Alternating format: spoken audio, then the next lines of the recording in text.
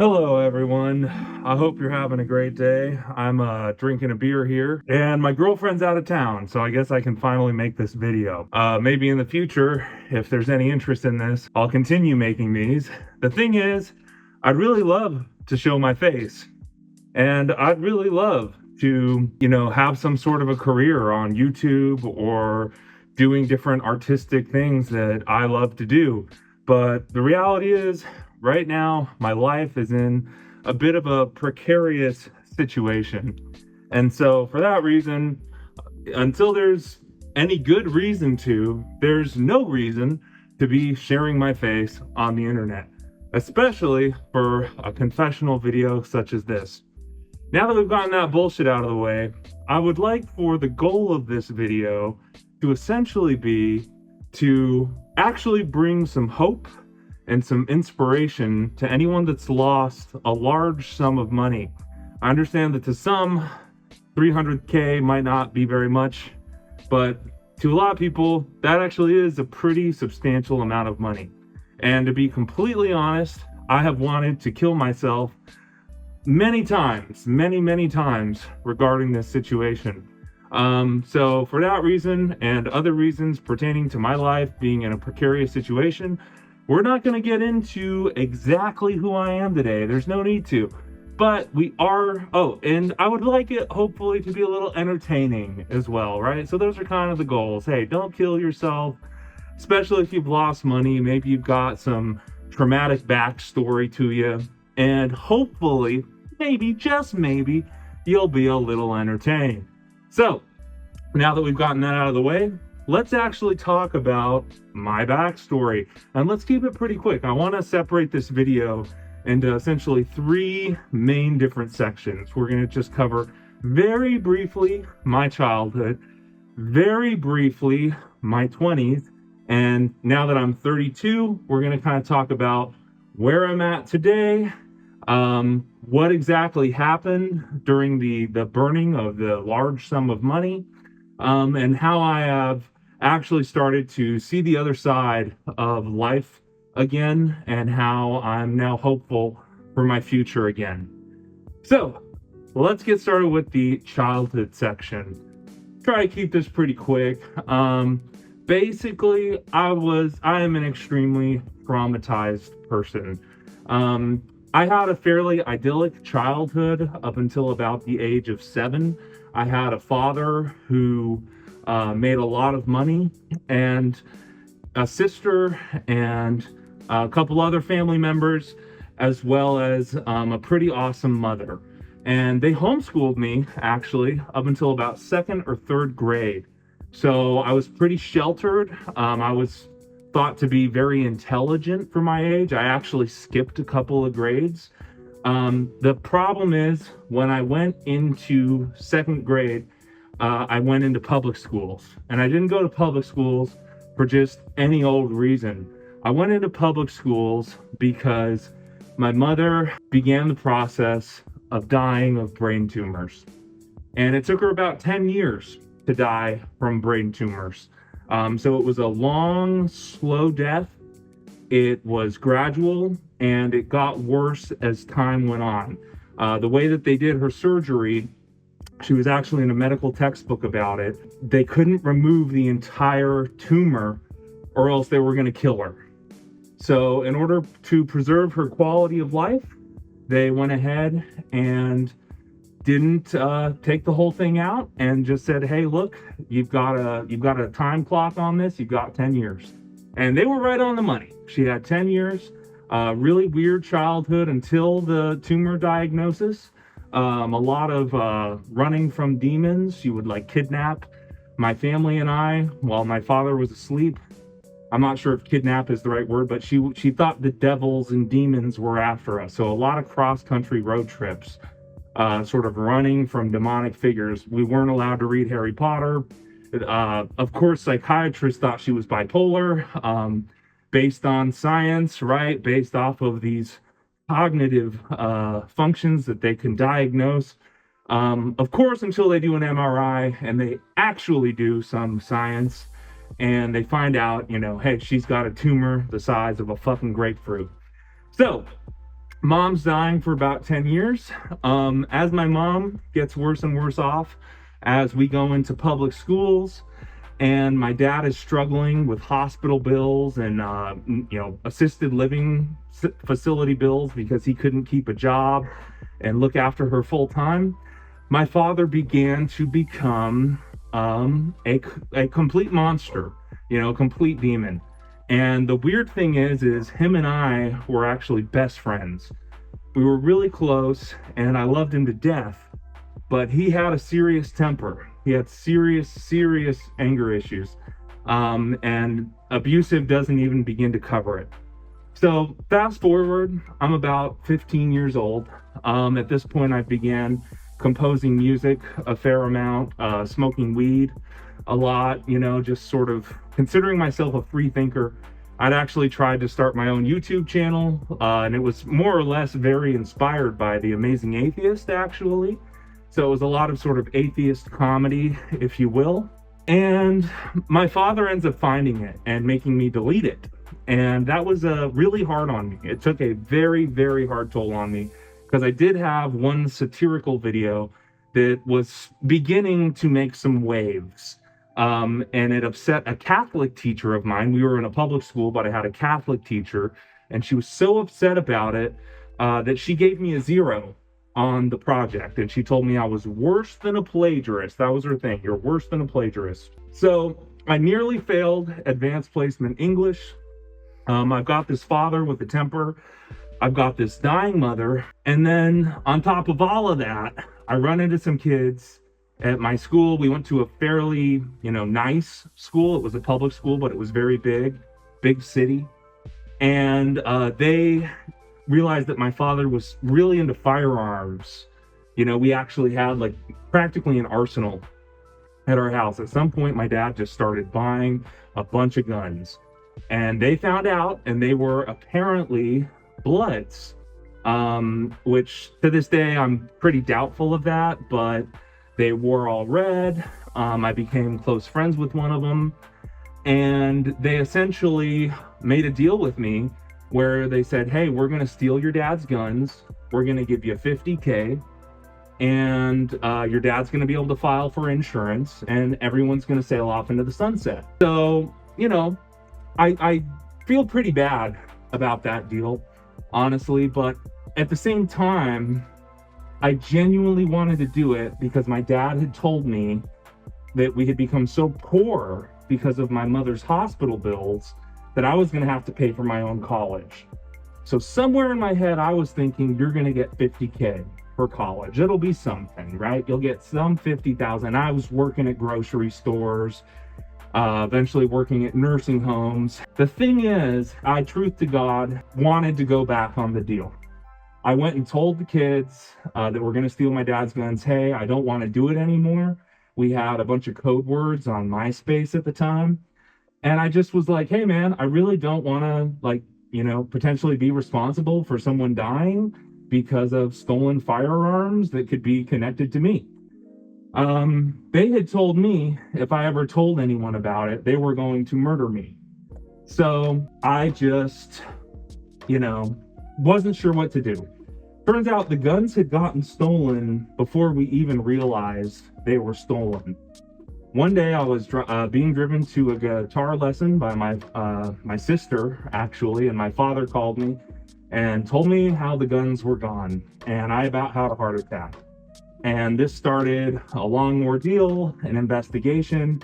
Basically, one thing led to another, and I was in an interrogation room, and they were telling me, what happened. And I fed them this big, huge lie about how I didn't know anything, and they played along. And I was interrogated just like in JCM or one of those, interrogation analysis videos. And I was about 15 at the time, a lot going on for me, dying mom, YouTube dreams crushed. No one wanted to be in a band with me, despite all the music I was writing. I was worried I was going to get murdered because firearms were stolen and it was connected to me, and I didn't want the firearms stolen. So all this shit goes down, and They basically come in the room with printed MySpace messages, and they tell me, hey, we're going to take a broomstick and we're going to shove it up your ass and we're going to break off the broom and we're going to rape you with it, and it's going to go in and out, and you're going to go to prison, and we know you're lying to us, and it's time to be honest. Well, at that point, I was honest with them.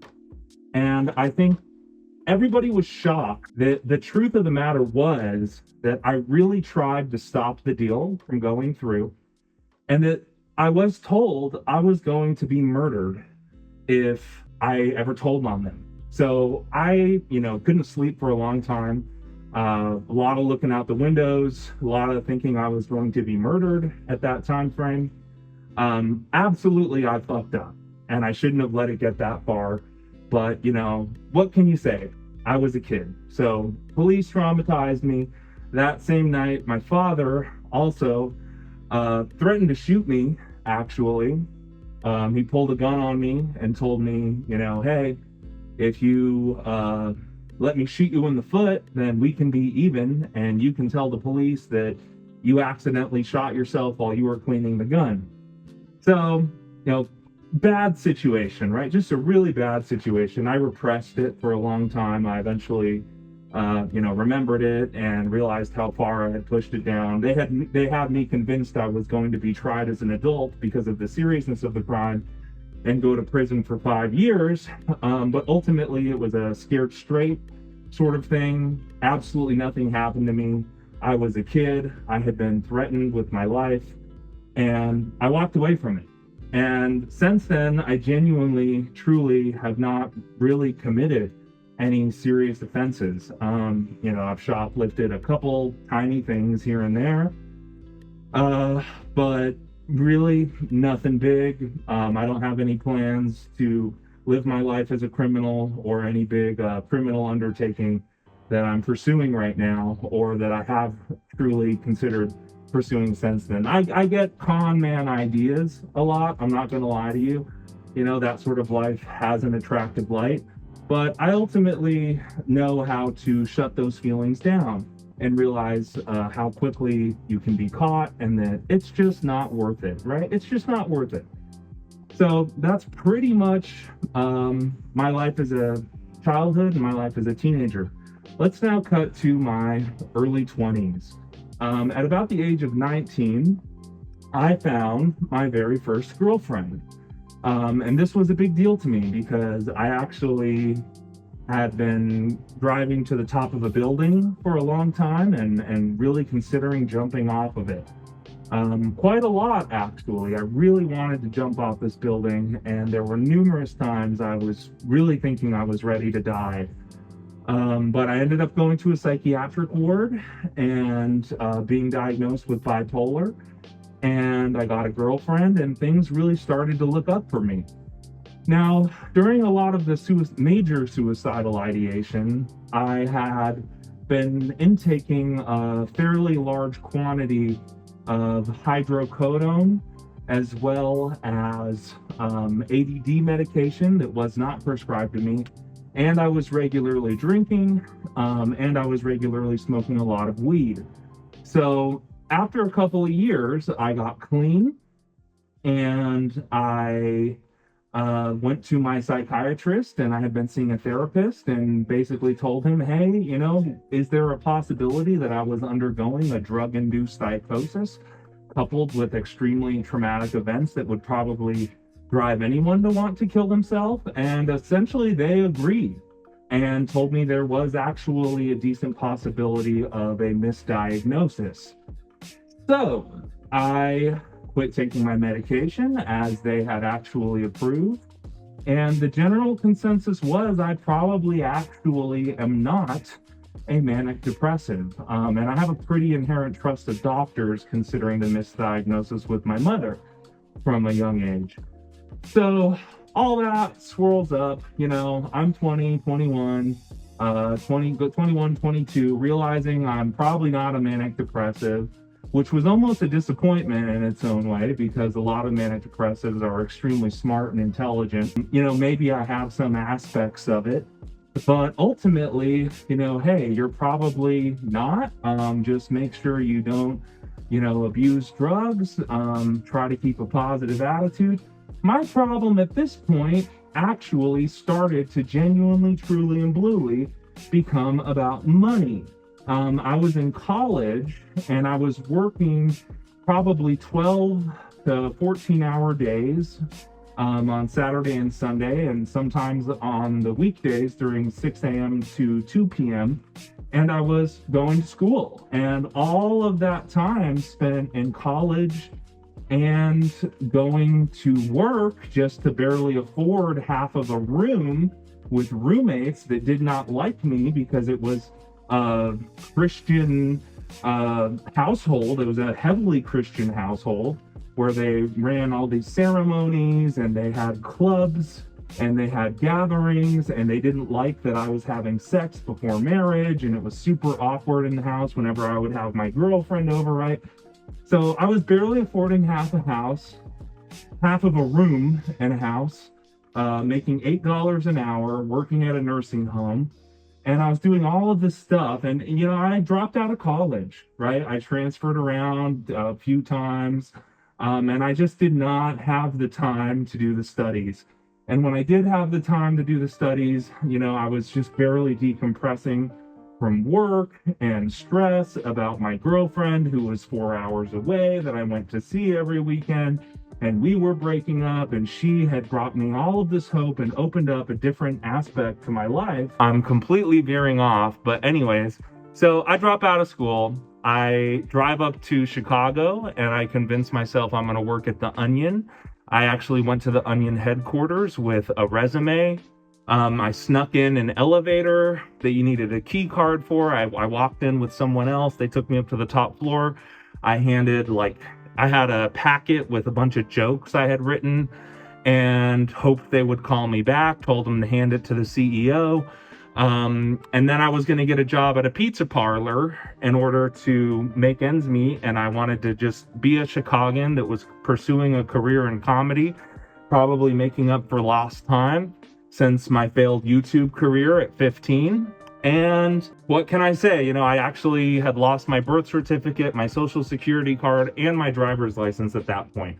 So at that point, I had to go back to my birthplace to attain my birth certificate and get my social security card and my driver's license and get everything started over again.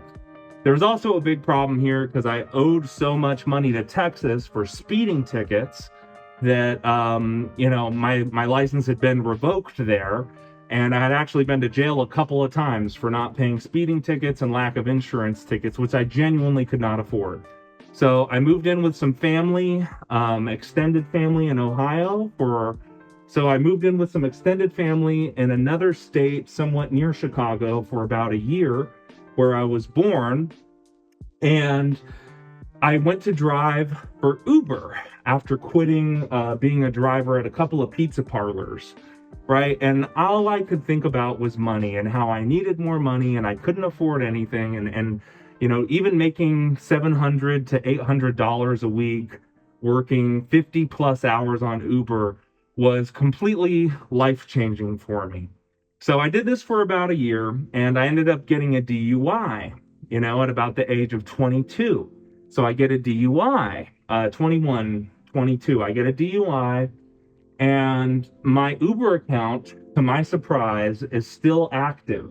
So I could have kept making money driving for Uber, but I didn't want to do that. Some part of me remembered when I was 15 and the guns and the insurance fraud happened. And I just told myself, that's not going to be your life. You have no place going to drive for Uber after getting a DUI. I ended up getting the charges knocked down. I don't have a criminal record, but it happened, right? And so I just realized I'm not looking at the camera again. I think I have to look down to make sure I'm looking at the camera.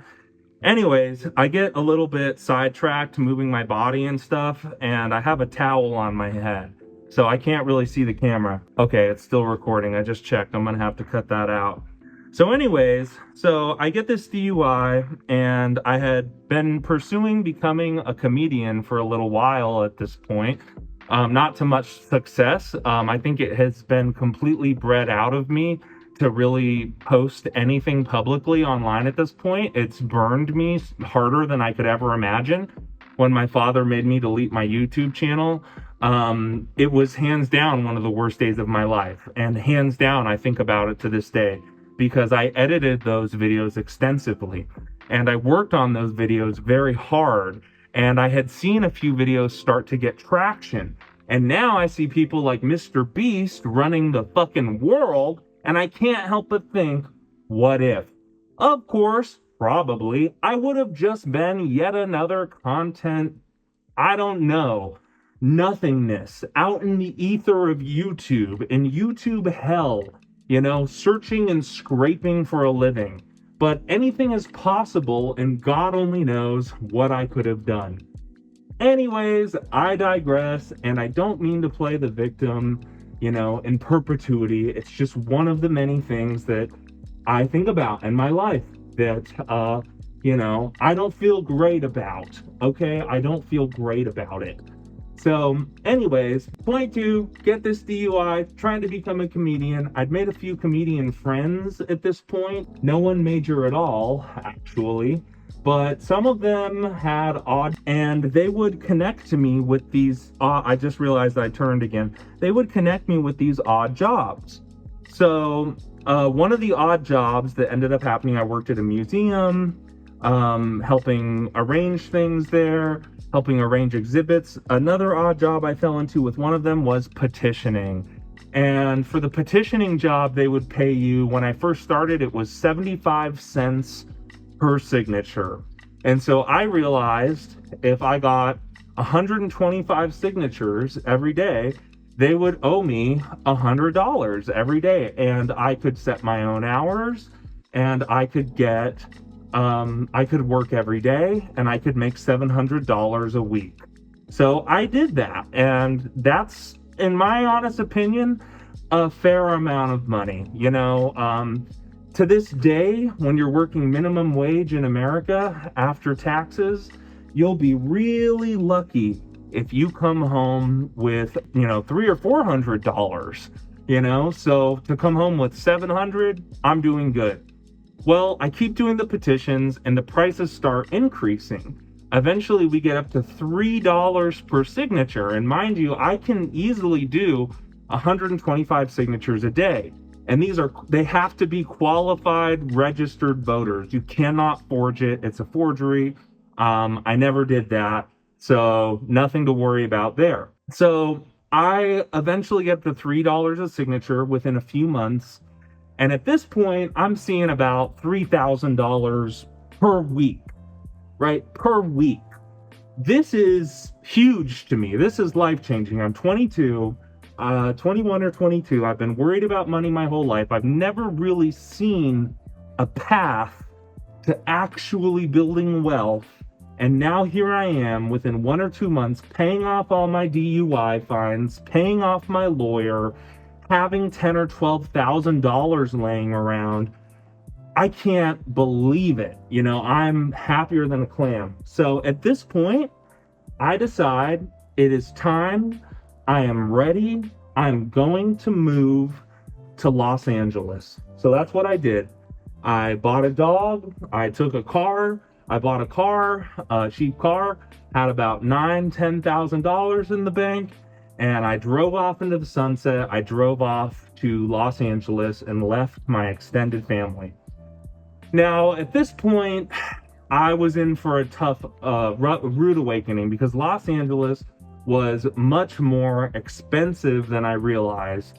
And I barely found a cheap room in a very bad part of town with a lot of shootings, a lot of ambulances. I ended up losing my car because it got impounded. I ended up losing all my money probably within 6 to 12 months. Things were just going bad. Things were just going wrong. So cut to 25, 26. I've been drifting around Los Angeles doing petitions. I worked briefly as a entertainer on a webcam doing music. There was nothing pornographic about it, but it was like live webcam music, and I was getting paid $15 an hour to be a part of this startup. Someone saw me petitioning on the street that was running a political campaign in San Francisco, and they invited me up to San Francisco. So I briefly moved to San Diego, actually, for about 3 or 4 months. I wrote a 600-page book in a cheap apartment that cost $600 a month. One of the best deals I've ever gotten. It was a room in a cheap apartment, but it was awesome. There was a gay guy there that really wanted to have sex with me, but I didn't let him. We almost did, but we were close friends. And, that was that. I wrote my book, and the book, the thesis of it was that, love doesn't exist. And I had love is a mental illness. And it was a big love letter to one of my ex-girlfriends that I couldn't get over, my first. And I had written her all these love letters and turned them into paper boats. And there was all these designs on them. So I get invited to work on a political campaign in San Francisco. And, I'm off to the races. So I moved to San Francisco.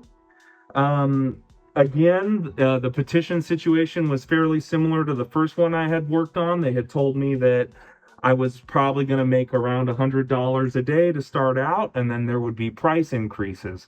So that's exactly what happened. I moved to San Francisco by getting on a Greyhound bus after one of my cheap cars had broken down. Lived in like a quarter of a room, like a bunk bed in an Airbnb for around $800 a month. I had less than $1,000 in my bank account. I had about 15 peanut butter sandwiches and 2 capsules of caffeine pills and a bunch of petitions. So I went out, I got paid by the signature. I explored San Francisco and started a new chapter in life. Now, at some point there, I met someone who told me they were hiring for account executives at a tech company. And I didn't know anything about that, but the way he described the job, I realized that was a job that I could do. I could pull off that job, right? And so I started marketing myself via my resume and applications on Craigslist and LinkedIn that I was an account executive and I was a salesperson. And this paid off for me. I had met a girl petitioning. We'd become pretty serious pretty quickly, and essentially moved in with her, gotten a job as an account executive, and basically started making 80 or 90 grand a year. I moved to a few different tech companies. This happened for about 3 or 4 years. After about 3 or 4 years, the girl and I grew to hate each other's guts. Our fights became historic, a lot of yelling, and some part of me was called back to petitions because I had always known once the prices increase with petitions, you can actually make a lot more than even just $3,000 to $4,000 a week. Some of the prices go absolutely insane sometimes, and you can actually make a small fortune in a small period of time if you know the right people. So I quit essentially a 6-figure job I had landed in Silicon Valley. They had given me a $120,000 salary for 6 months. After that, the salary went down to $60,000, and I had to make another $60,000 for myself in commissions. And then I would be back at the $120,000.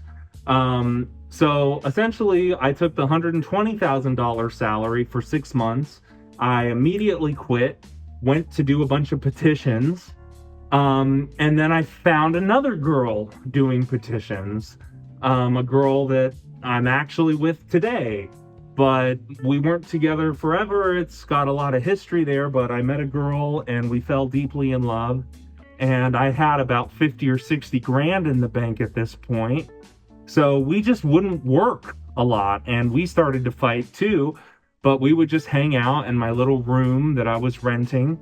And she eventually moved because of COVID to her parents. And after about 2 years of long distance, we had a bunch of fights on the phone.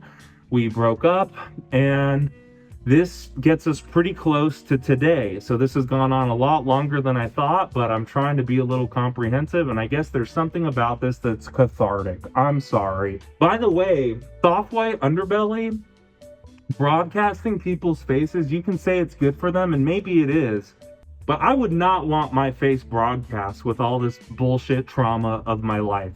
At least right now, maybe I'll come out of the closet at some point. But hey, today is not a good day for me. I have enough things going for me just barely right now, and I do not need anything derailing that.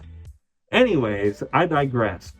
So I'm about 27, 28, quit my job in San Francisco, fell in love with a girl. She's moved on. We're trying to be long distance, but we're getting in fights. I start traveling the country. And I start doing petitions again. And now I'm actually starting to see the big bucks.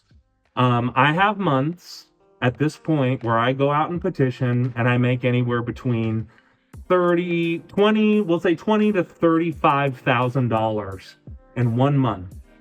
Right? And usually you'll be lucky if you can do that for 1 or 2 months. 2 might be pushing it, and then you're out of work. But hey, you've got an extra 30 grand, so who gives a shit? Go get a $2,000 or $3,000 Airbnb for the month, play some video games, jack off, go visit your girlfriend, and do it all over again in a few months, right? So this was my life now, right? I quit my tech jobs. I had opted to live a big shot life, and I really was not a big shot. I was a pawn in someone else's political game, as a mere grunt, but I would get paid well enough here and there to make it all feel worth it and to be excited, right? So I do this for, a long time, off and on. I had another tech job at some point, quit that because I hated it. I threw the fucking laptop out of the car because my boss was upsetting me. Just a ticking time bomb, really, a ticking time bomb. So I'm like 28, 29 at this point. My father has been dead for about 5 years at this point. My mother's been dead for about 10 years. And I had been seeing, there was another girl I had been seeing, and that's a big part of this. I'm a sucker for girls. So there was one girl I was seeing in Pasadena. Her dad had died and she had gotten a huge inheritance. I told her a lot about my dad, and she told me there's at least something out there for you. One of your family members is probably lying to you. You should hire a lawyer to make sure that you haven't been screwed out of any money. Well, as it turns out, after hiring a lawyer, I discovered there was about 250 grand waiting for me from my father in the form of life insurance and another check that I don't even fucking know half the story of. But we're not going to get into that. So I'm about 28. I've regularly, busted my ass for anywhere between $50,000 and $75,000 in the bank at numerous points in my life via tech jobs and political grunt work jobs. And now I'm about to be gifted about 200 grand. Plus I've already got about 60 or 70 grand in the bank. So I'll never forget that day, cashing that check, realizing I was a quarter millionaire. I still had petitions in my car. I would regularly go to colleges, or I would go to grocery stores to collect more signatures. And I had all this money in the bank, and I didn't want to go to get fucking signatures, man. Fuck that. You've got 250 grand? I'm not going and asking Mary Sue to sign a bunch of random shit she doesn't care about. So I had about, 250K or so.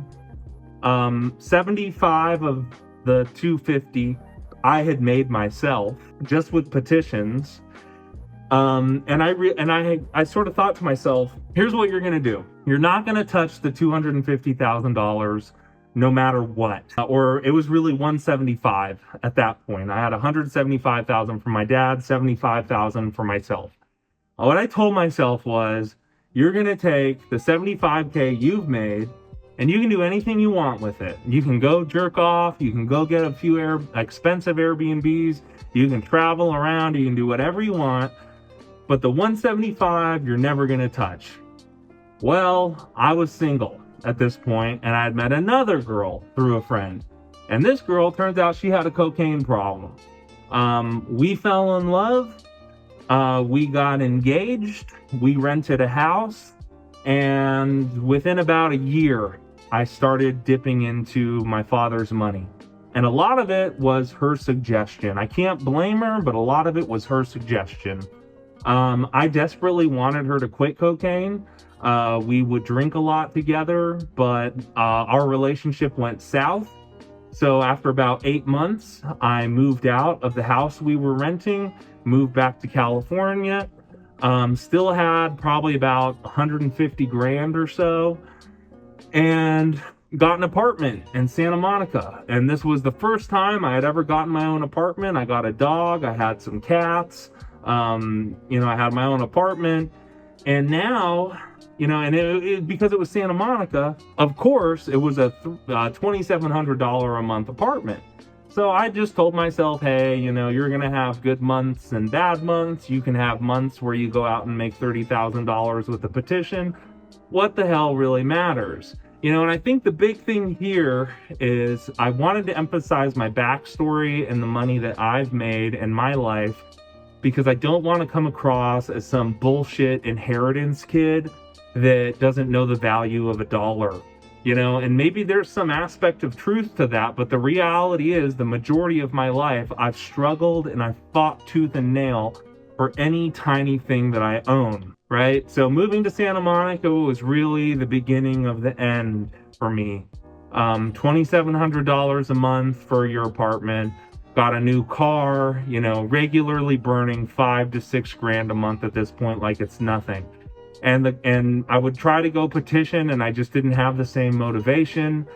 Things weren't working for me. I was trying to apply to jobs. I couldn't find any jobs hiring, especially work from home tech jobs that were cushy like I had before, or even office jobs for tech sales. Nothing was working for me. This is like 2022, 2023 at this point. So just keep living in Santa Monica, keep burning money. That cycle just continues. I eventually started a window cleaning business, started doing fairly well there.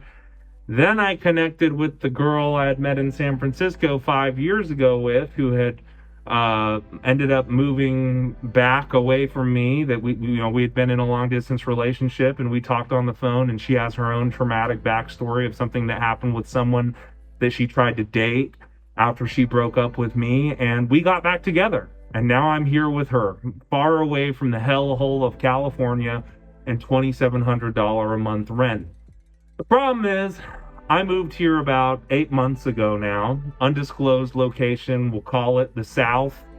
And when I moved here, I had about $12,000 left. And the amount of shame has been overwhelming. I've wanted to murder myself, kill myself many, many times.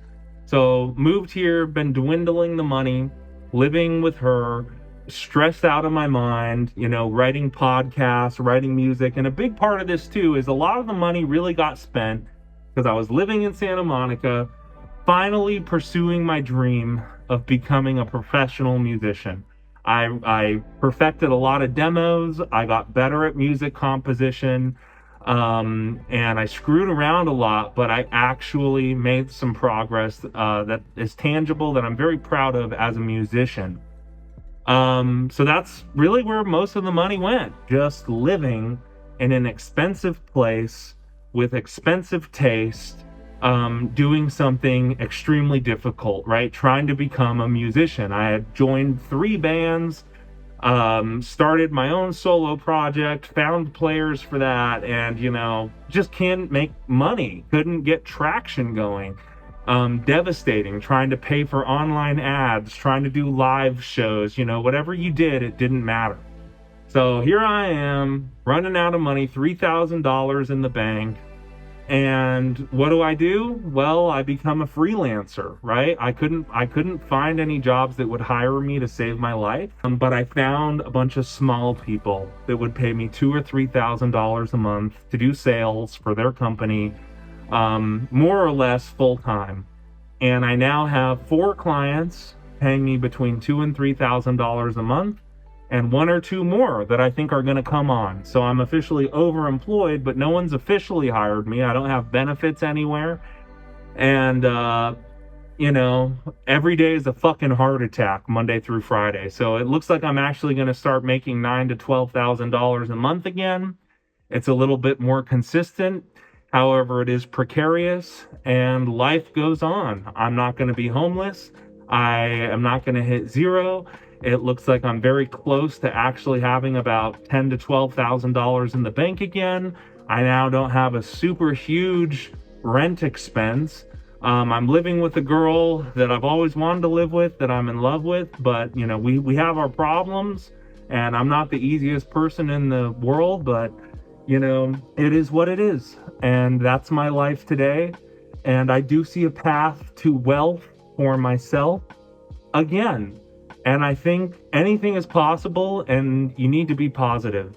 So that's my big traumatic backstory. It's honestly not even that sexy. I have a towel on my head, so I might as well confess a couple more things. The burning of the 300K was extensive. The majority of it truly did just go towards rent and food. That's the crazy thing. Living this life where I thought I could become a professional musician and working on that kind of stuff. There were a few times, I splurged in Hawaii.